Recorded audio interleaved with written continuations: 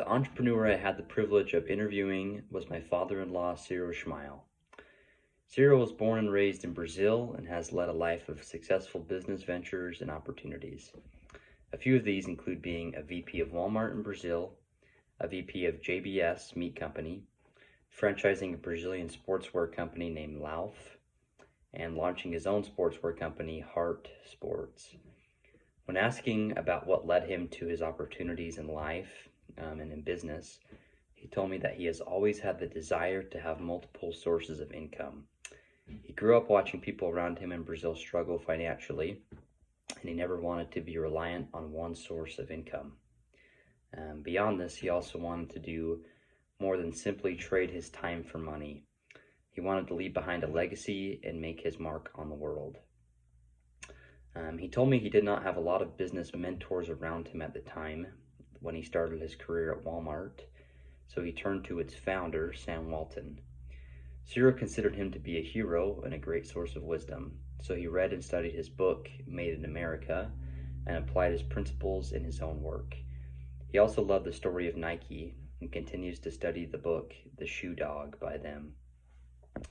When asking him about how he found employees and built his management team for Lauf and Heart Sports, his own companies, he started with the quote that you hire people for their experience and fire them for their behavior. He told me that although this is true, he was really looking for people who had the same desires and visions for the company as he did. He also looked for people that had relevance and interest in the company and industry of the business. In this case, people who exercised and consumed exercise clothing. This way they care for the quality of product and progress in those products because they are consumers themselves. The next topic we discussed was how he created his product and launched it to the market. He told me that his value he intended to create and the unmet need he was going to fill was to create a stylish and high-quality exercise sportswear for the people of Brazil. He mirrored his ideas and products off of Lululemon here in the US. Lululemon being a high-quality and esteemed workout brand that people recognize and wear because of its style and quality. He then told me that when bringing the product to market in his retail store there in Brazil and online, that every idea centered around the question of what unmet need am I filling and what makes me different. He said this made all the difference for him. He also advised that people love easy nowadays. He gave the example of Domino's pizza.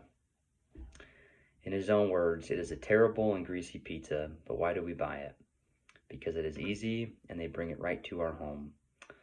On the other end, you could have the world's best pizza, but if the restaurant where the pizza is served has no parking spots and the line is always 2-3 hours, you will likely not ever return to that place.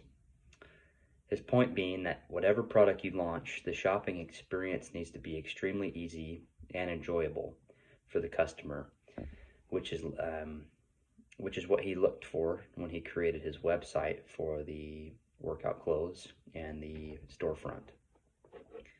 Through social media influencers and social media, Ciro found customers for the Lauf and Heart Sports brands.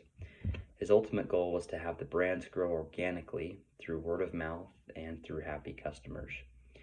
He said that is the way the best brands are built today. Heart Sports is currently up and running in Brazil and has a storefront in Brazil and is on Amazon Brazil. It continues to grow in revenue and in product lines.